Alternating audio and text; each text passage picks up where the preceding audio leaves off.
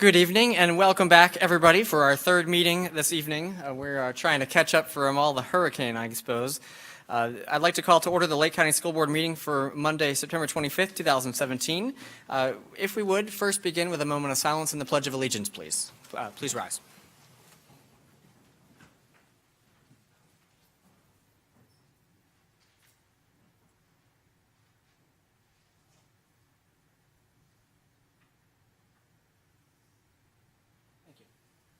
Pledge allegiance to the flag of the United States of America and to the republic for which it stands, one nation, under God, indivisible, with liberty and justice for all. Once again, I would like to say welcome to all of you, and our first item on the agenda calls for a special welcome, and Superintendent, I think you'll take care of that one. I'm very honored tonight to introduce our student representative. This is Elder Ripper. Elder has been involved during his 4 years at East Ridge High in SGA and DECA, FFA, Rho Kappa Honor Society, and a member of the tennis team his junior year. He has taken a multitude of AP courses and has been successful in passing many of the final tests and is dual enrolled at Lake Sumter State College. He has received certifications as an internet webmaster and in agri-technology. He has traveled across the U.S. and Southern and Western Europe and has spent time studying abroad in Nice, France, and has worked for his father during summers between school years. He has a weighted GPA of 5.02 and is ranked 7th out of 581. He is representing East Ridge High School, and with him I saw his proud principal here somewhere. There she He's is. here too, supporting Elder. So welcome, and we'll hear from you shortly, and it's a privilege to have you here tonight. Thank you very much. All right, in terms of the agenda tonight, I do see you've placed at our spots an emergency item. So based on the time sensitivity of that, I can declare the emergency item for the student makeup days. Any other changes to the agenda tonight? Yes, we've pulled item 8.06 for no action, and one human resource addendum added to item 9.01 on Friday, and you have a copy of that at your place. Board members, any other items in particular you'd like to see pulled for separate? 10.03. 10.03, assessment calendar. All right. The public input cards I have tonight are not specific to any item on our agenda, so we'll address those in just a few moments. But first, let's take a look at some minutes to be approved. Superintendent? Recommend approval of the minutes from the special school board meeting dated August 21st, 2017, and the regular school board meeting August 28th, 2017. All right, there's a recommendation from the superintendent. Any motions? So moved. Motion by Bill. Second. And a second by Sandy. Any questions or comments before voting on the minutes? All right, seeing none, let's put it to a vote. All those in favor say aye. Aye. Aye. Opposed, nay. Carries 5-0. And with that, we'll move into the public input segment of our agenda tonight. We have 3 cards. The first is Mr. Richard Mayer. Feel free to come on down. We'll provide 3 minutes of time for each of our folks to address the board. Okay, I'll try to keep it real short for you. Ms. Salgado is here also. She's the choral director for South Lake High School. I am one of the parents for one of the children in South Lake High School. The issue that she's going to be talking to you about is the field trip permission process that you guys have. You'll notice on your agenda you have an approval for Lake Mineola Choral to go to Stetson overnight field trip. South Lake wants to go to the exact same thing. They've gone to the same thing every year. She'll be able to tell you in great detail about the problems that she occurred in trying to get that even to your board for permission. It's something that's been approved every year. There's nothing different. Hotels are the same. Everything is the same. So as a parent, I would like you guys to perhaps consider an exception to the deadline with the hurricane and everything that occurred, and see if we can't allow the South Lake Choral Department to go to the exact same choral event that Lake Mineola is going to. And that's really it. All right, well, thanks so much Thank you. for that introduction. Ms. Salgado, we'll invite you next. I think you'll have some more details for us. Hi, I'm Elysia Salgado, the choral director at South Lake High School, and a proud graduate of South Lake High School as well. This is my 4th year in the position, and this would be the 4th year that I'm requesting for us to go on this field trip. We're approved every year to go to Stetson University in DeLand for one night. We do a big festival with the voice faculty there and many other students from around the state, and then we stay the night and do a second day and a big performance at the end.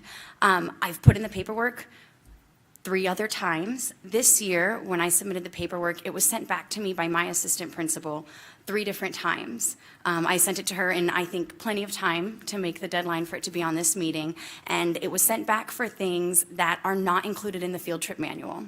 And I think that's one of my biggest frustrations, is that I'll work through it if it's presented to me, but I kind of feel like I was set up to fail this year. You have a field trip manual that has not been revised in 7 years. And you've added a bunch of new requirements, which I think make less liability for the field trips and ask me to be a little bit more thorough and transparent in what I'm planning to do with the students, but they're not included in the published document. And so it was sent back to me 3 different times with multiple things that needed to be included. And one of my frustrations is that it wasn't sent back just once with the 3 things I was missing. It was sent back each time with something new. And so because of that, we missed the deadline to get it in. This is a field trip that, again, we go on every year. It's a field trip that you'll be reviewing for Lake Mineola. And I'm asking for a little bit of leniency to get it approved. These students deserve it. All right. Superintendent, do you have a position about this? What I'd like to do, could we just have someone call you tomorrow to get more information and see what we can do to take care of this for you? Absolutely, thank you. But we're voting on it for Lake Mineola? Yes. Yes, but their item is not on the agenda, is it? Lake Mineola's is, ours is Not not. South Lake. No, So that's right. I'd have to. But when is this trip? October 6th and 7th. Next week. So we Next wouldn't have a week. board meeting between, well, we have a workshop, which we could designate as a special meeting if we need to take some action on it. We could. So, So Monday, we can take action on this, Second. on the 2nd. Schedule the meeting as a special meeting. Is that okay? Don't the kids need a little more notice? so perhaps the superintendent will be able to connect with you and come up with a resolution. And should you want to recommend this to be approved by the board, then we could do that at our October 2nd meeting, which gives them the approval in time that they would need. Yes. And you would probably be able to give them some sort of forecast of, what your recommendation would be, which then would likely clear the board, right? We'll have someone get in touch with you tomorrow. I appreciate it. Thank you so much. Thank you. We do have one other public input card tonight, and that belongs to Lori Baxley.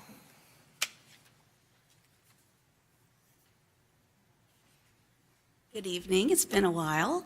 Nice to see everybody. I am actually here for Eustis Service League. I'm the president this year, and I wanted to formally invite the board members and Superintendent Kornegay, Dr. Weiskopf, and Mr. Feltner to our annual fundraiser. It is a buncoing fundraiser. It is costume if you so choose. And it is on October 20th at 6:30 at the Eustis Community Center. All of the funds go to teacher mini grants that we provide our members. We are we're under 20 right now, so there's a very small group of women who have a passion for helping the community. We'd love to see you there. The tickets are on us, and Ms. Luke is a member of the Service League, so she's actually someone you could speak with about if you're interested in coming. We received 23 teacher applications for mini grants this year. Unfortunately, we will not be able to fund all of them. So it does mean a lot to us for you all to come and attend. Thank you very much. Thank you.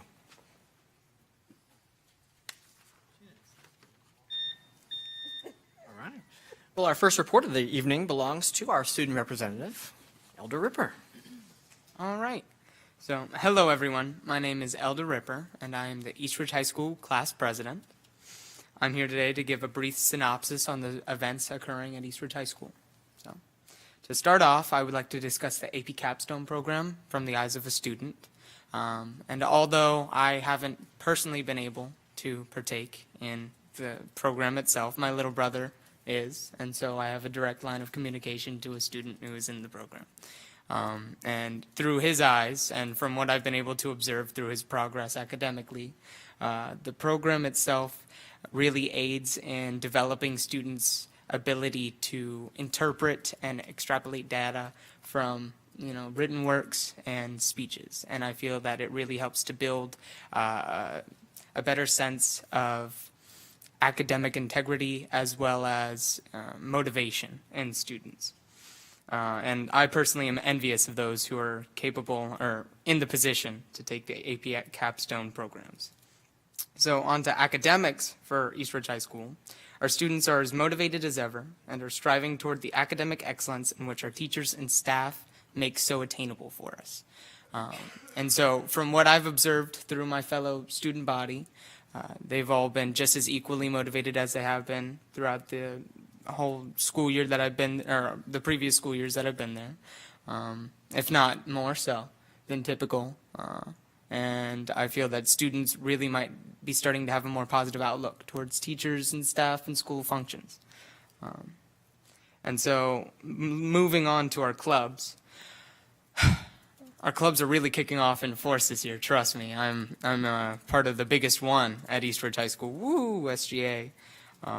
And this year we're really working around the clock to make sure that our homecoming events and school events for students are going to go smoothly and really make it enjoyable for the students, interactive for the students. And so Eastridge High School's society and the way it feels to be a student at Eastridge High School has progressively gotten better throughout my experience as a student. And as a senior, I can honestly say that it's some of the best time of my life. And I really do enjoy what I've been given, the opportunities I've been given by the AP programs that are available, as well as the dual enrollment programs. So that's just about all I have to say today about Eastridge and Lake County in general. So thank you very much. Thank you. Now, you mentioned you're a senior, so gazing into the crystal ball, what comes next? For me, as a student, I would have to say that I'm going to apply to UF, FSU. Well, I already have filled out the applications, but apply to FSU, UF, UCF, enroll myself, apply for Bright Futures, and then really push, determining which college is best for me. And as of right now, that's UF. So Totally agree. The orange and blue tonight, if you didn't notice. Very good. I didn't say that for flattery, I promise. All right, nicely done. And so he'll be back one more time with us, Yeah. is that right? All Yes, right. sir. Excellent. Well, thank you so much for joining us tonight. Next, from the Educational Foundation, we have Carmen Cullen-Batt. Hi. Chairman, Board, Superintendent. Doug Major, who had open heart surgery at the end of August, is recovering very, very nicely, and we plan to have him back in our offices and back to work by the beginning of December. The Foundation Board has voted to fund $94,638 for ACT prep programs for the 476 seniors in our 8 high schools that are in jeopardy of not graduating unless they get an 18 or higher on their ACT scores. And I'm getting weekly reports from Sylvan, who is implementing the program, and it looks like we're off to a great start with it. The foundation serves as liaison for DOE awards, and this past week we've distributed nomination packets for Teacher of the Year, Rookie Teacher of the Year, and School-Related Employee of the Year. And those nominations selections are due back to the foundation on October 12th. In addition, we also distributed the Family and Community Involvement Awards, and those applications are due back to the foundation and to the state by December 1st. Unlocked Innovations from the Classroom, which is a granting program that we started last year and awarded $63,000 last year, kicked off in May. The teachers were invited to submit a 500-word concept for the 17-18 school year. The concepts were reviewed by our visioning committee, which narrowed it down to 4 concepts to move to the next level. Those concept teachers were then paired with what we call a dream team, which is a CEO, a CPA, and a PR professional. And they started working about 2 to 3 weeks ago. And the community professionals are helping them develop a sustainable business plan to look at a reasonable fiscal plan and budget. And then on October the 25th at 1:30 in the district office, these 4 teachers will be presenting their request for funding to 10 community judges. The foundation has given those judges control of $50,000 that they can award to one or all of the projects. Duke Energy STEM grants were rolled out to all teachers today. The total contribution for STEM grants from Duke Energy this year is $28,000. $20,000 of it will be awarded in the first round. Apple Mart has had 112 teacher visits since the start of school, and we were closed for a couple of weeks with the hurricane, but we've distributed 8,400 in supplies. The Take Stock in Children's Spelling Bee, which was scheduled for 9/14, was canceled, and we are now calling it a no-show spelling bee, so nobody got stung. But the majority of our sponsors and donors have allowed Take Stock in Children to keep their donation, so it's been rescheduled for 2018. We did have 70 auction items, and so we've put those into an online auction, which will be rolling out in the next couple of weeks so that we can secure the funds that would have come from the donated auction items. Scott Strong Golf Tournament is on October the 20th at Mission Inn. We still have room for 11 more teams. ESI and Brown are the presenting sponsors this year. The Hall of Fame Distinguished Alumni Induction Dinner is October 30th at Mission Inn. Tickets are $50 and they include dinner. We had 10 finalists selected from our nominees. They were selected from out-of-county judges, and 5 inductees will be announced on October 30th out of that 10. The Lady of the Lakes Renaissance Fair will be held on November 4th, 5th, 10th, 11th, and 12th. Education Day is Friday, November the 10th. The first 3,000 Lake County school students will receive free transportation and discounted tickets for $5. Teachers are free. Our drama departments have already started rehearsals for the cast, and we have over 100 students that will be spending every Saturday from 9 o'clock to 1 o'clock learning the social and political culture and climate of the era, as well as perfecting their roles. And we need to just a huge thank you to Jen Julian, who has been doing this. She's our drama teacher at Southlake High School. This is her 11th year of spending every Saturday from August to November working with these kids. We also have chefs from 6 of our 8 high schools that, along with their culinary students, will be cooking and selling every single piece of French fry turkey leg at Ren Fair. We leave nothing on the table for anybody else to take. Last year, they cooked and sold $63,000 worth of turkey legs and Ren Fair food. And CenturyLink has stepped up to be our presenting sponsor this year. Next Foundation Board meeting is at noon in the Conference Room A in the district office on Wednesday, September the 27th. Any questions? No? Thank you. Thank you so much. Mr. Johnson, with the attorney report. Yes, sir, a couple of things. Number one, we're getting a mediation, attempting to get an appointment of a mediator for the dispute that we have with the Lake Academy Charter School. The state has recommended that we appoint Lois Tepper, who is Assistant General Counsel, DOE, and the Chairman of the Charter School Appeal Commission. Apparently, she has done mediations for charter school issues in the past. So what I would like is agreement on that, or if someone has any specific objections to Ms. Tepper, we can go back and see about getting somebody different. I don't have any reason to have any objections to having her conduct the mediation. So I guess that means that Charter Schools USA gave up on trying to rectify the concerns that we had? I believe their position was they'd done everything they were supposed to, and we weren't agreeing to sign the contract. All right. Does anyone have any objection to Ms. Tepper? Nope. Okay. The second thing is I sent around a notice, I believe a copy of the complaint to everybody, the best and brightest lawsuit that's been filed by FEA as a class action. We have not yet been served that I am aware of. I haven't seen a summons. We've notified the carrier, but it may be that we will be needing to provide a defense. Us and the other 60 whatever counties and 5 colleges, I think, are all defendants in this. And I know that the Panhandle Coalition is teaming together for, 12, 15 of those counties are having one person that they're going to have appear for them and split the costs, probably along the lines of student population. I didn't know whether the Central Florida Coalition had been talking about it or any other groups about getting together with a large group of other school boards to try to split the costs to keep the attorney's fees down. Our meeting was canceled because of the hurricane. Okay. So. Well, we probably still have time Yeah. between the time we get served, but if you hear about any groups like that that are going to go together as a whole, it'll really be quite economical in handling. I can whatever check we in with have to them. do. I can email the chair of the committee and ask him if that's something that we can discuss at our next meeting in October.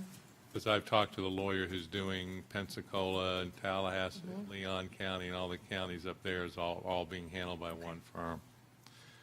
Can I ask And- you a question on this Yeah, one? Because I'm having trouble understanding. Okay, so the 67 school districts just implement the law given Yeah. to us from the state. So why are we the ones being sued? Why isn't the state? Why is it our legal The battle? answer to that would be because the action that they have chosen to pursue is an action related to employment discrimination. We are the employers of the teachers who in this county. That's why, I mean, that is my only guess as to why all of the counties were named, because I realize that some of the counties have varying positions on the enforcement of that particular statute. But yes, you're absolutely correct, Mr. Chairman. The Lake County complies with the statute that the legislature passed, and we're getting sued on the basis that those are employees, and we are discriminating against them on the basis of age and race. We were required by the state to do this. Right. Okay. Has there been, Is that are our we even defense? allowed to ask, has there been any discussion of settlement? We're going to have I believe the first meeting in October. Before that meeting, we're going to have a closed session to discuss the details of Right. what the position might be and how we're going to go forward. And that also is why I wanted to find out about a couple of different groups who might be getting together, school board groups who might be getting together, because one group may take a different position as how they're going to respond than another group would. And then the other matter is, I assume that y'all are already aware of this, but there are a group of school districts who are contemplating or have threatened at least to file a lawsuit on the House Bill 7069. Right now, there are, as of Friday, there are 14 counties, I think, that are all contributing money and bringing an action against the legislature on, I assume, constitutional grounds and taking away the rights of the school boards without providing for compensation. Just want to let you know, if you didn't know that, if you'd like any details for that, they haven't filed, they've just drafted the complaint, it hasn't been filed yet.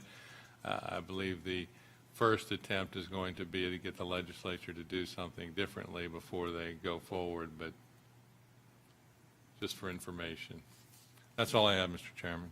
All right. Thank you very much. We don't have any unfinished business on the agenda tonight, so we'll go into the consent agenda, minus a couple of items that have been pulled.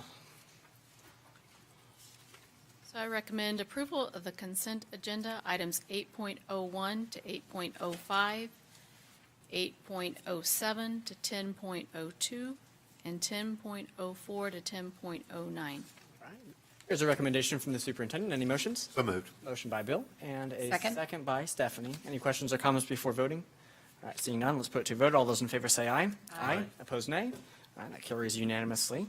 We'll go back now to address item 10.03, which was pulled for separate consideration, the statewide assessment calendar. Yes.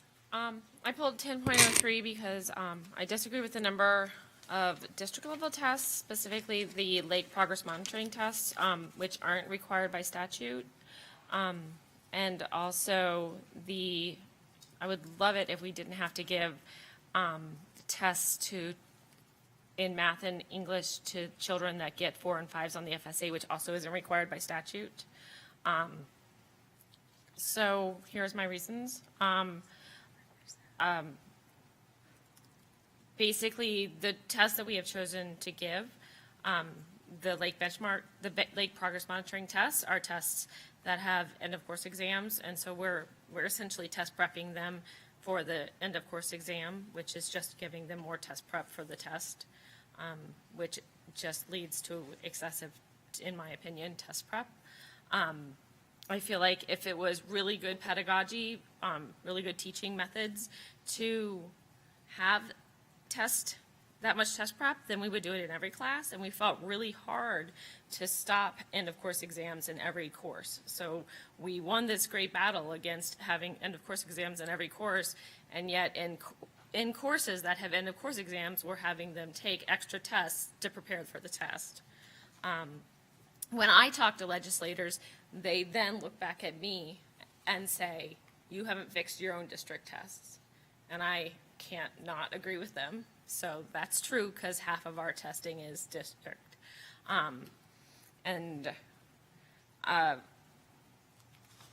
The tests aren't necessarily created by a team of teachers at the school, which I would be fine with. If it was a team of teachers at the school doing it, that's a different thing.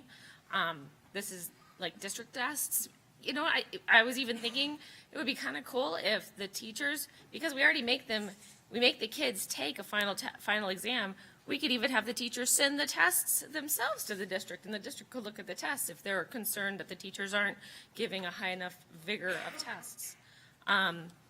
We've also paid our teachers in the past we've trained our teachers to teach. We have trained our teachers to write exam questions. And so they are trained to do that. And so I feel like we should allow them to do that in their semester exams, which they are required by our student progression plan to give.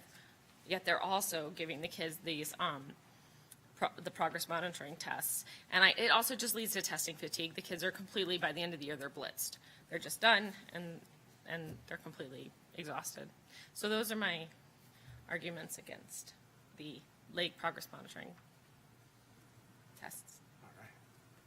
Thank you. Superintendent, any information you might be able to provide us along with your recommendation?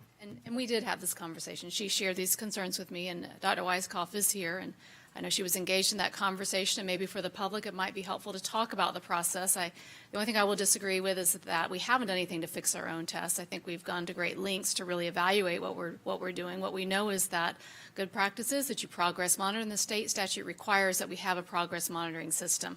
So I know that they have eliminated a lot of the tests that were previously being utilized, and we've really looked at those that we felt were most aligned to the standards that were being taught, and then how do we use that information moving forward. And I think that one of the things that will help is that the teachers really haven't gotten good quality data from the test to be able to use and make good instructional decisions. If you ask them, that seems to be the biggest deficit, not the test itself necessarily. And so we have looked into a new data management system. We're actually running it parallel to Decision Ed, which we'll be phasing out this year. And it's going to provide information for teachers that they've never had before. And I'm hopeful that once we have that in place and we have good data that we can utilize, that the tests will be something that are more valued. We do let teachers or have teachers input on the development of the test and looking at those. So I know that they're looking to refine those. They can always be better. But I think we have a good system in place right now, and we have eliminated some of the tests that we were asking them to take previously. And I don't know if you have anything more to add to that. This is.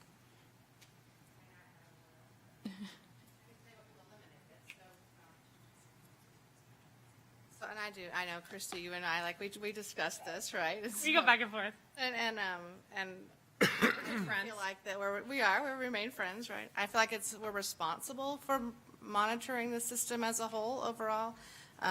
We eliminated this year, we took out the STAR testing for grades 2 to 5, so that's not mandatory for students or teachers to give.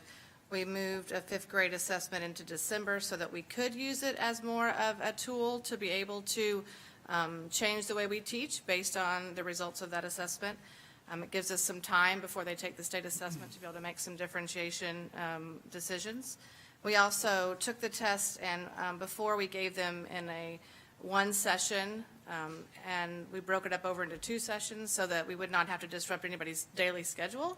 So it seemed like more of a natural part of what was going on during the day versus shutting down the school in December for a different, and readjusting the schedule. So we felt like those were ways to sort of put into place more of a system that gave a formative assessment to be able to drive instruction.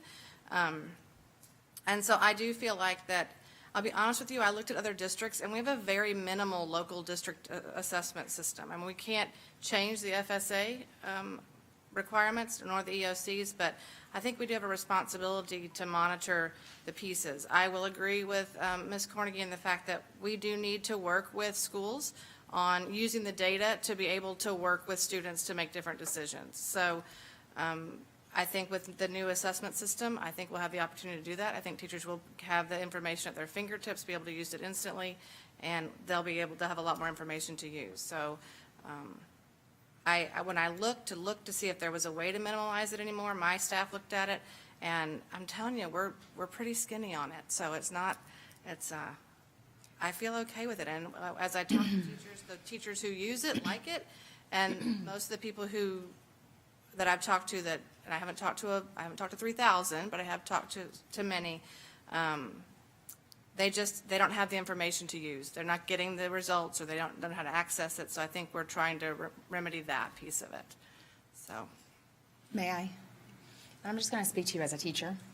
So in 2005, before we had the requirement for the evaluation piece of data for growth for teacher evaluation scores and performance pay and all that garbage, I went to a school that was very performance-based, and when they hired me, they said, we're looking to raise our test scores. Like, are you going to be able to do that? And I was like, oh, okay, because I had never had that conversation before. And sometimes you don't know what you don't know until it's in front of you. So we actually monitored at that school, again, prior to all the requirements, and we gave a mid-year assessment. And when the mid-year assessment results came down, they were way more informative than our state testing, which gives us minimal in regards of specificity of what our kids are missing. So I sat down with my colleagues, and I can tell you they're all assistant principals or principals now. And one of them, Mrs. Hartog, her data compared to mine in reading was ridiculously higher. And for me as a teacher, I didn't know that. I can tell you right now, I was doing everything I could in my classroom to teach my kids the standards that are required for them. And so when I saw her data, I was like, what are you doing? And so it became this conversation of, how can you help me? I called my literacy coach. I said, come in here and please just show me how to teach my kids how to read better. Always being a good reader, that I was actually, and you guys will laugh because I'm a math science person, but I always knew how to read. I was always the narrator in the plays, and it was just natural for me. So I didn't know how to help kids learn to read, even though I had schooling and whatever. So anyway, I felt myself grow as I monitored my students' progress, and I had never been given the opportunity to do that before, which is what I think is so important here, that when we start teaching teachers how to look and use the data that they're getting from this assessment, that was a grade level assessment, not my own assessment that I made, that I taught to, that my kids are ready to take, but one that tests them on the standard and the rigor with my colleagues standing next to me looking at that information. It made me a better teacher. And in the same regard, they came to me for math, and they used to tease me all the time about never being on the same page with them because I took my time and did some really rich problem-solving discussions, and my kids kicked it out of the park. But for me, it was a level up. Okay, I'm doing this much in this subject. I need to start beefing up this subject. So that was before it was required as a performance evaluation. So I tend to think if we can help them utilize the data better, it's going to benefit our children and their learning, and it's going to benefit my teaching, that I'm going to become a better teacher because now I know what I'm not teaching well. And as another side note, with these assessments, we can look at the questions. And so for the FSA, it's the FSA. We can't see it. I don't know what they missed.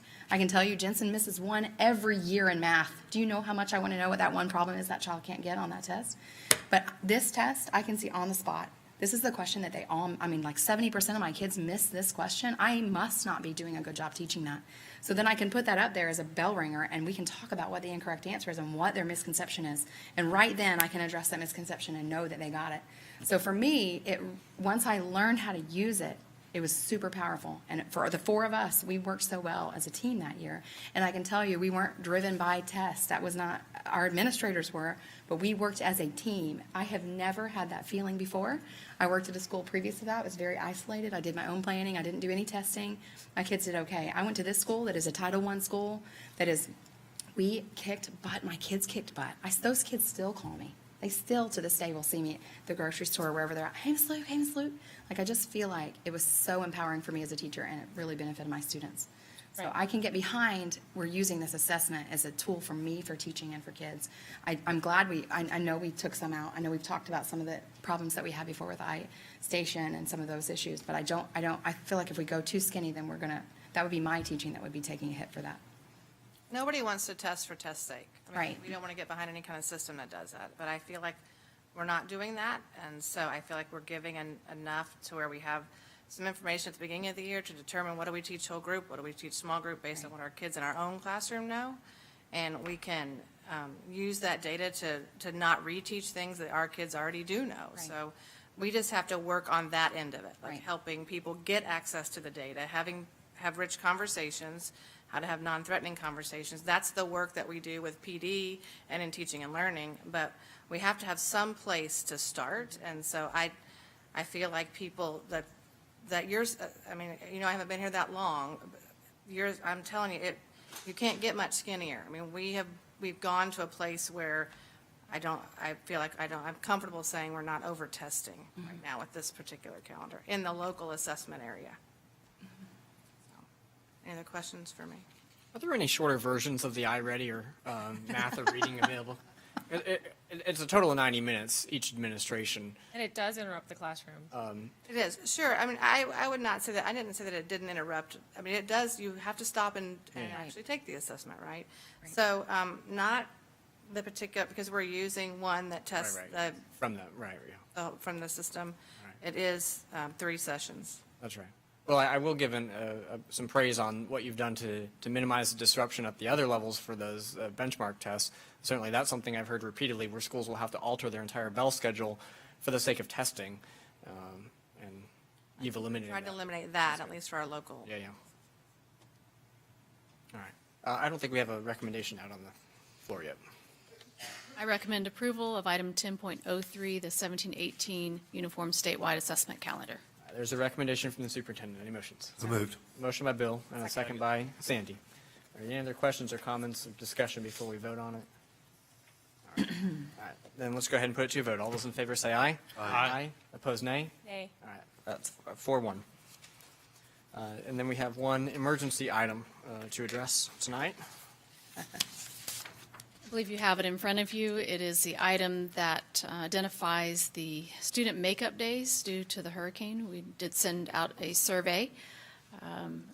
I sent out a survey on Friday to all faculty and staff. They got shared all over the world, and we had 9,000 responses to the survey. So I said, okay, well, at least we know what everybody wants. So, and the winning option was option C. We had 4,918 people who wanted to utilize the cancellation of the 6 early release days, 3 at the end of each semester, and the Friday, March 30th, which was already an approved makeup day on your calendar. So that was the popular one that, contingent upon your approval of the emergency item, we will declare those as our makeup days, and we will send this information out accordingly. So I recommend approval of the emergency item, student makeup days for Hurricane Irma. All right, there's a recommendation from the superintendent. Any motions? Motion, so moved. Motion by Christie. Second. And a second by Bill. All right. Any questions or comments before voting? All right. I know we'll probably end up with a couple of folks out there who may feel that they missed the opportunity to vote here, but I think these results are just so compelling enough Yeah, that's not close. that, right, if it was close, then you might be able to, recount in Florida. I would just say, almost like picking a superintendent. But, Let's do a recap. I mean, I feel pretty confident in making this decision. Yes, Sandy? Mr. Chairman, I would just like to say, though, hats off to the superintendent and her staff to put this out there for the individuals to be able to have an opportunity to opt in on this. Thank you. And also, it's 21% of our employees. Now, granted, I saw it out to the public as well, so some probably weeded in there, but 21% response is pretty darn good, I think. Any other questions or comments? Now let's put it to vote. All those in favor say aye. Aye. Opposed, nay. That carries unanimously. That brings us to the discussion portion of tonight's agenda, and the first is a tentative approval for Policy 1.20, Public Information and Communications. Recommend tentative approval of the revisions to policy 1.20.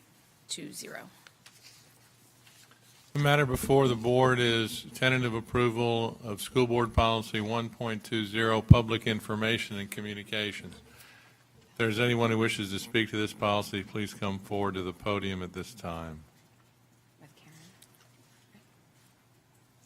I don't see anyone coming forward, Mr. Chairman, and believe it appropriate to close the public hearing. All right, thank you very much. We do have a recommendation from the superintendent for approval. Any motions? So moved. Motion by Stephanie. Second. And a second by Bill. Any questions or comments before voting? All right. Well, I'm pretty excited that you all were able to run with some of the general guidance we had given before about being able to reach out from the schools using social media. And we said, how is it going to work? And you all just try to come up with a policy, and I think you all did that. So congratulations. So now we'll have to do the training that goes along with it and get That's all right. of our social media sites up and rolling. That's right. Very good. Certainly understand the value in communicating that way and how many people it can reach. So I think we're ready to vote. All those in favor say aye. Aye. Opposed, nay. That carries unanimously on tentative approval. And that now brings us to 11.02, which is a final approval of the middle school student clubs and organizations policy. Recommend final approval of policy 4.502, middle school student clubs and organizations. The matter before the board is final approval of School Board Policy 4.502, Middle School Student Clubs and Organizations. If there's anyone here this evening that wishes to speak to this policy, please come forward to the podium at this time. I don't see anyone coming forward, Mr. Chairman, and believe it appropriate to close the public hearing. All right. Thank you very much. We have a recommendation from the superintendent. So moved. Motion by Sandy and a second by Christie. Any other questions or comments before we vote on this one? Mr. Chairman, I have two comments I'd Okay. like to make. Sure. Number one is that this is essentially tracking the high school policy that we have presently, with the exception that this one requires parental consent. I can't assure you that no one will complain about having middle schools have parental consent, but it seems reasonable, especially given in light of some of the judge's findings in the earlier case about the maturity difference level between middle school and high school students. The second thing is, unfortunately, this will also probably be back before you for amendment fairly shortly. Due to the passage of the Florida Student and School Personnel Religious Liberties Act, that the Department of Education is mandated to write a policy, and that we're required to incorporate that policy. That part of the policy dealing with students and student clubs are in this club policy. So when that policy amendment comes back around from DOE, we'll probably have to revisit it to amend it for that purpose. All right. Thank you very much. Any other comments? All right. Then let's vote. All those, I do feel like I need to make one comment based on that comment. go ahead. This is a stretch for me in the first place, because I think the idea that the Equal Access Act applies to our middle school 6th, 7th, and 8th graders is ludicrous. I'm just saying. We've had a 4-year court battle, and we lost. We won, and then we won, then we lost. And so this is a stretch for me. If it should come back, then I will tell you that I would be looking at this completely differently from the standpoint of policy, and that we would have no clubs, which is almost where I was at when it appeared that we had to allow the Equal Access Act. There's a great deal of burden now put on parents because now it allows anyone to apply for a club and have equal standing. And so parents be judicious and looking at the clubs, because I know that when I was with my sons, that 6th grade, 7th grade, I still had some influence. 8th grade, not so much. And by the time they went to 9th grade, I didn't do anything right. So while parents still have that influence with middle schoolers, let's be careful about this goofy clubs that may or may not apply. All right. Thank you. Anything else before we vote? All right. Then let's vote. All those in favor say aye. Aye. Opposed, nay. All right. 5-0. Superintendent, your report, please. It was no surprise to me how I saw this community rally together after the storm. And I just want to say thank you to everyone who came together to get our schools back up and running. Our maintenance, custodial, administrators just did a tremendous job coming together to get things back into shape in a very short period of time. I wanted to share just a few of the letters. I've received so many letters and emails from from folks over the past couple of days, and I wanted to share just a few of them. This one particular one just is kudos out to Lost Lake, and it was written to the principal there. It said, "My mother spent 2 days and nights in your school during the recent hurricane. When she returned home, she called telling us about the facility and the wonderful care and compassion you and your staff provided. To hear her speak of her experience, you would think she had just returned from a vacation. Thank you from the bottom of my heart for the outstanding job that you and everyone else did in a most difficult situation." It's from the son, just thanking them for how they cared for his mother, and I thought that was very touching. Here's another one to the staff over at the Villages.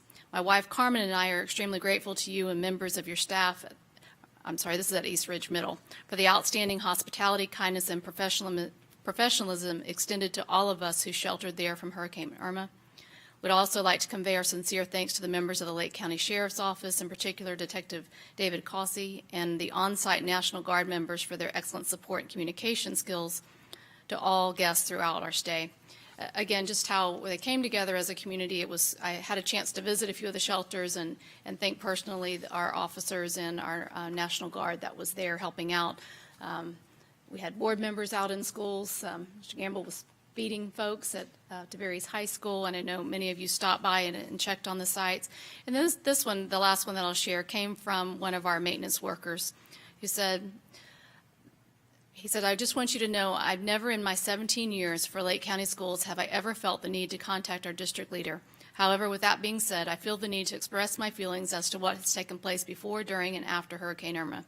This past Saturday, while working to clear debris from around the schools, I noticed Mr. Wingo, who is Calvin Wingo. He's one of our supervisors out at Maintenance North, operating one of the chainsaws. Mr. John Carr came by, brought us Gatorade, ice, and a snack. He talked to all of us and thanked us.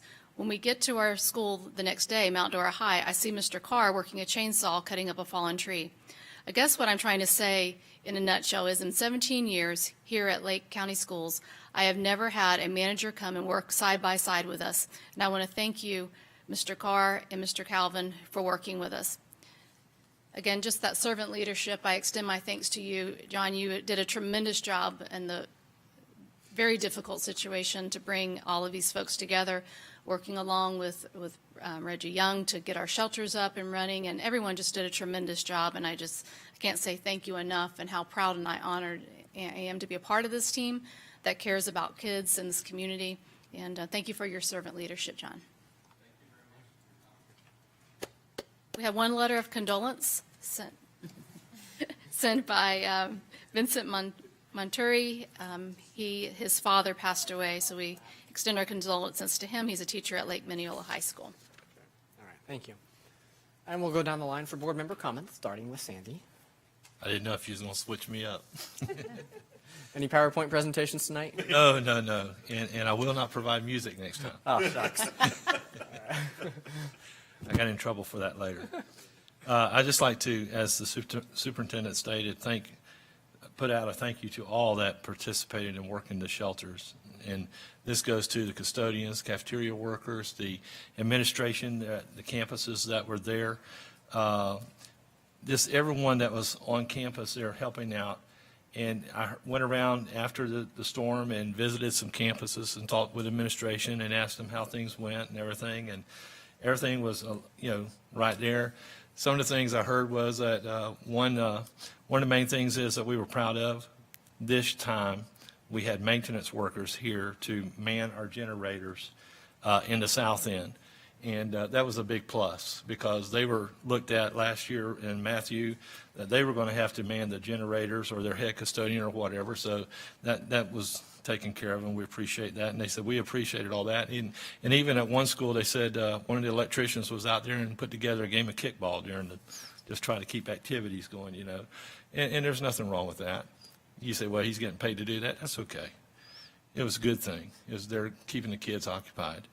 But I just want to say also to all the administration, though, that came out of the county office, thank you for your support in all of this as well. And accolades, like I say, I've heard a lot of things about John and also about Calvin Wingo, about all the things that they did after the storm and all. And employees coming and saying, hey, I have a different respect now for administration than I had before, because this guy was actually out there operating chainsaws. He even bought us something to eat. He even got a rake in his hand. He did all these different things, and that leadership, that's what you lead by example. And the workers look at that and they say, hey, I'm glad to be part of this team now. So the other thing that went on, Tavares Middle School, downtown Tavares on that Saturday, they put together, one lady started 24 hours earlier, put together enough participation that they provided food, I should say, and they fed, not animals, I'm sorry. But they fed as many that would come by on Main Street in Tavares and everything. And I appreciate their efforts and what they did to try. Their main focus was try to get out there to parents that had children that were in need of something to eat because of being displaced because of the storm. But, I appreciate their efforts. Umatilla High School cafeteria, the culinary arts chef up there, he went into his freezer, got it out, brought it out, and called a couple of his former students. They came and prepared the food, and they fed the linemen, the maintenance workers, and the city workers and all there at the Umatilla, dining area there for his culinary arts, and my hat's off to him. It's just so much that went on after this storm that people got out and helped each other, and that's what brings the community together. But I appreciate, though, that the information that kept going out, letting parents know where we are, what we're trying to do, and what we're trying to accomplish. I have quite a few relatives in the county, and I kept getting phone calls from them. What are we doing? I said, just keep your line open. It'll be getting there. So, but I appreciate the superintendent and all that she did through this to keep us informed, and also Sherry. She's gone tonight, but I appreciate her. She's exhausted. Yeah, she is. I mean, she was in a comment she made the other day. She goes, I was at home, I had nothing to do. Hey, so I just started doing all this stuff, So she just kept going, and we appreciate all that was out there. One thing I would like to do, or make a comment to, on one of the action items we did tonight about the social media, is that we look at in the future also, because a comment came up, we allow students to bring devices that can attack, that they can get onto our websites or get onto our Wi-Fi at the school. Could we open that up to employees as well? Because I know when I was working day to day, I used my personal phone and I got emails to it, but I was not supposed to be using Wi-Fi from the school system. So, but it would make it more accessible at times if that would be something possible, even for our employees to be able to use and bring their own devices or whatever. Just a thought to throw out there. All right, thank you. So, I have to bring up the Water Safety Committee. Oh, no. I know. Stephanie's back on. Nope. Yeah, Stephanie's back on the Nope. committee. Nope. So it has That's not how that works, Dr. Burns. Not me. Not me. I already have committees. The appointee has to be somebody who has worked in the school system or currently works in the school system and has something to do with water. And something? Well, I mean, I didn't have anything to do All with our water I when guess I maybe was on they it. don't have to do with water. That's right. Do we have I found somebody that had to do with water, but But they're not a I school employee. couldn't get them school related enough, even though they had 2 kids in school. Okay. So I tried really hard. Maybe you might be able to look within the organization and identify somebody who has something to do with water. Must be really important. I'm a water person. All right, Find thank a you. water person, please. But if they're employee, they're probably going to be working on, when they have their meetings at Thursday at 8:30 in the morning. Well, that's brutal. Like, I'm just thinking, How often do they meet? once a month? How are you going to have a teacher do that? Right, that's what I'm saying, or a coach, or, they're working, people are working. Dropping kids off. That's an employee, though? That's what I'm saying. Or retired. Oh. Oh, a former employee. Don't look at me. No, I'm not doing this again. This is a bad committee.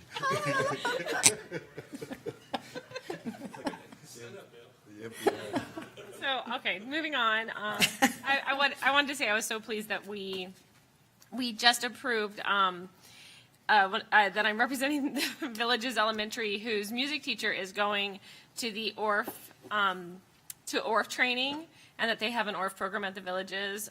When I was a kid, I was in the ORF Kids at Roseboro Elementary School, and it was really one of the most rewarding experiences of my elementary life. I loved it. We went to Disney World. It was under Brad Bonner, who is like a hero in my world. So I just think it's amazing that the Villages, the children at the Villages, get to go through an ORF program also. I also want to commend the superintendent and everybody, like, for the amazing work they did during the hurricane and getting the classrooms back online. Sandy said it way better than me, so I'll just move on. I wanted to potentially, there was a long thread on social media about lunches. And I don't want to go into the whole thread, but what my takeaway thought wasn't about lunches per se. Well, it was about lunches, but was about the fact that I noticed that there's a wide variety of lunchroom practices throughout the county. So certain schools allow parents to go and have lunch, and certain schools do not allow parents to have lunch. And I don't know if that needs to be a policy or if we could just make that an internal thing. But I feel like when a parent can't have lunch at their children's school, the lack of transparency creates like a secretness. And so just being open and letting your going and have lunch, you feel that, oh, there's really nothing sinister happening. It's just a school lunch. People are being turned away. I didn't see this post. That's right. I think based on the size of some schools, I think there's some concern about having the capacity to handle that many parents that come in. Although you could certainly argue the great benefit of creating another layer of connection with those parents, and as they come into the school, they certainly feel more invested and more aware of what's going on in the school, helps them be more involved. So some challenges that, I mean, if those schools if we can help those schools identify how to get around those challenges. Right. Like maybe potentially only opening up a couple of days per year to do, a parent or student, lunch. You don't have to have it open always. You can have it open for week-long periods and maybe to specific grade levels even. So you could have it open for elementary school, 5th grades, students maybe for 1 week, and then 4th grade students for another week. You don't need to have all the parents in at once. Good idea. Sure, great idea. I don't want to interrupt you. No, But the school lunch program, that's gone back, probably Dr. Howard started, and particularly when the federal government got involved, and there was some change-ups. And at one time, I remember, before I was on the board, it made the news where he wanted cameras put in so he could see how much they were throwing away, how bad the food was. And actually, Mr. Carr and I have been working for almost, 2 years on addressing it. It's a very slow machine, but to the Facebook post, because I responded that I was going to visit, because 2 of the schools that were featured happen to be 2 of my schools. And Mr. Carr and I are going to go and just visit. There was a suggestion made that we involve the student government, for example, and get some feedback, which certainly is an outstanding idea. You didn't make it, I'm saying, on social media. But when you get the stakeholders involved, the people that are eating it, then I think that's always healthy. So I'll be coming back once I gather information, because I will also share that through the course of that posting, it was sending people to a site that was used, 2 years ago or last year? 2 years ago, I think. And it showed moldy food, and a lot of that was debunked as being kids were setting it up, and wasn't a truthful site, to be quite honest. So my intent is to sort of take the lead, mainly because it was my schools, and starting with my schools, and Mr. Carr and I actually spoke about just going and visiting in the next couple of days, and we'll come back to the board with fact or fiction. Yeah, I wasn't as concerned about that. Hopes will do a feature. I wasn't Yeah. addressing so much the food quality issue, which I think you were. But the whole picture. But because for an example, that again, I don't want to go through every post because there was like 73. Yeah. But one was that their child is allergic to milk, and milk is free, but they have to buy water. And so just some things like that, maybe we want to look at as information gathering and say, is it common sense, seriously? But anyway, but I don't want to get That makes sense. too far out. Sounds good. Okay, just as a real quick thing, it is Banned Book Week, which, as a huge supporter of parental choice, it is your choice as a parent to let your kids read banned books. I'm just saying, those books include things like To Kill a Mockingbird and A Brave New World. So I'm just letting you parents know they're fun lists. And Bunkoween is also super fun. So that's all I have to say. All right, thank you very much. Bill? Mr. Ripper, I want to thank you, and thank you. Did you have notes, or was that spontaneous? Well, I wrote it out on my phone, but Oh, okay. primarily- Outstanding presentation. Yeah. Outstanding. Thank you very much. And to South Lake, I think we'll see something positive on Monday, okay? And I just want to tell my one hurricane story, that I as I was going about, I went up to the village's mascot in Leesburg Elementary, and I was first greeted by the National Guardsmen. These young men, I remember when I was in the service, that they now look like they're 12 years old. And so, anyway, and these people were arriving, elderly retirees, and you could see the fear in their face, and instantly it melted as these young men and women went up to their cars and began to unpack for them and stack their stuff. And then standing there right behind me, I didn't recognize, was Mrs. Dudley, and because she was in hurricane attire, hair pulled back, and so she took a brief moment and took me around and showed me the facility, which was extremely well done. Well, this lady comes up, she runs up with her dog and catches us, and she was very concerned about making sure that when she left, that she returned a cot that she had been given. And as it turns out, it was Mrs. Dudley's husband who went to his truck and got his personal cot and gave it to her. I guess it was personal cot. I don't know. It was a cot. Anyway, but in that brief, and he is also an administrator with our school district. So everywhere that I traveled, there was a spirit of one and of community. And that we can all be very proud of. And hopefully it lasts longer than a whisper. That's it. Stephanie? So I feel like everything that I had written down to say has been said along the board with this. I know I was going to tell you start here because I knew it was going to be that way. Just so you guys know, I have John Carr down here. Do you know what somebody didn't mention? I would like to thank Dr. Wheeler for housing you. So I know he took Mr. Carr in during the hurricane, and they stayed bunked in there together. So even though he's home recovering, and we're glad he's recovering, he even had some personal contribution for Lake County Schools. So we appreciate your work, and I appreciate everything you guys did, the administrators did in the county. I had Sherry down for her communication. I felt like the storm went out, and nobody could communicate, and everybody was searching for that, and there was great leadership involved with that. So your staff did an amazing job while dealing with their own personal ailments from the storm as well. So we applaud you guys for that leadership and decision-making. And I was also going to say congratulations to you. That you did a wonderful job. Your experiences so far have been amazing. And I have to tell you guys, I think a lot of you know my little sister is a freshman at UF, and she was really struggling with her first paperback that said that she did not have enough argument included in her essay, an argumentative essay. So to hear that the Capstone Project is teaching our children how to do better research and how to back up what they're saying is super interesting to me, because I'm seeing it implemented at the college level, and we have that concern that our students aren't prepared. We have Sylvan test prep. We have students that aren't passing these college readiness exams whenever they get to our local schools. So I'm excited to hear that we've got some curriculum that's going to address some of the gaps that we have. So thank you. All right. Well, I'll throw in some closing comments as well about the hurricane. It almost seems obligatory at this point, although it is my notes here, to offer some praise for the district, notably that communication, and especially the challenge of having to fend off old communication. You know, when you see posts resurface from last year, and for you all to be on top of that to ensure that people weren't already confused on the early release schedule. Thank you very much for that. And certainly I have notes of praise for the cleanup that went on afterwards.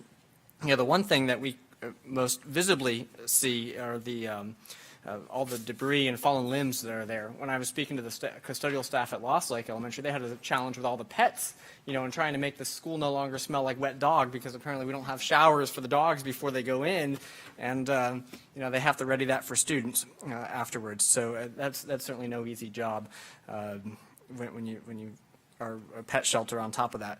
I saw the flow of thank you letters coming in, and that was totally reassuring. The one thing that I want to throw out to this conversation goes back to this sharing of funds with the charter schools. And I think the Tampa Bay Times had a very noteworthy piece on this one. Why didn't we see so many charter schools use the shelters? And, well, so many of them don't meet the standard that we meet. And here it goes back to, yet we're supposed to share the same per pupil dollar value with these charter schools so they can continue to build facilities that don't meet our standard. Why we're sharing the same amount blows my mind, but I think that's the argument that, while it's fresh on our minds, to remind our legislators that really, if they're not building equal shelters or equal facilities, they don't get the same per pupil dollar amount on construction costs. May I? Yes. I know one of the things that we have coming up is to talk about our legislative priorities. I wanted to And ask. I think that would be something that would be, I've not thought of that. I think that'd be something that would be really interesting to them and quite compelling. So, All right. Is that on our agenda for Monday? I was just going to say, we need to have legislative Right. priorities. right. All right. Okay, sorry. No, that's all right. And so those were the most noteworthy things I had at the hurricane that I think that were not covered somewhere else. So I'll ditto all your other remarks. And with that, we'll go to the superintendent for one final note. So there was one individual who you didn't see and you didn't hear during the storm who was so instrumental, and I just want to personally thank Jimmer Roy. Jimmer was our contact at the EOC. He was there from the start of the storm. I don't know how many days he was there, 24 hours a day, slept there. Anytime that we needed a question, needed to know what was happening at the shelters needed anything, he handled all of the communications with the district staff. And I just want to say thank you. You were tremendous. And the folks at the EOC have all just said what a joy it was working with you, and how professional and on top of things that you were. He brought the Raptor system into each of the sites, which was really a great way to log everyone in and out, and the security that took place, thanks to his vision for getting that set up, and his team who went out and got that set up before they started taking in the folks there to the shelter. So thank you for all that you did. And I just will end on that final hurricane note. Let's see if we can throw one more in there. Okay. As I think back to a year ago, and I don't know if y'all experienced the same flood of calls and email messages from our own employees saying, how are you taking care of me? And that they were all nervous during this whole process. I think you would try to provide some reassurance to these folks that, we were going to be okay with them and their paychecks, and, to not ensue this panic, but. It's the least we could do. So, It's not very often that we can do the right things for our people. And, I meant what I said, that we're going to take care of our people. In every instance that we can, we will. So thank you. Yeah. And on behalf of my mother, she's a teacher for South Lake High School. She appreciates everything that you did. She's sat me down and talked to me about everything step by step, about, what was going on, how it was happening, and what the school board did, in order to ensure that she was taken care of, and she was very appreciative. So I would like to thank you on behalf of her. Thank you. Well done. It's a true culture shift. So thank you. Not seeing any objections to adjourning, we are adjourned.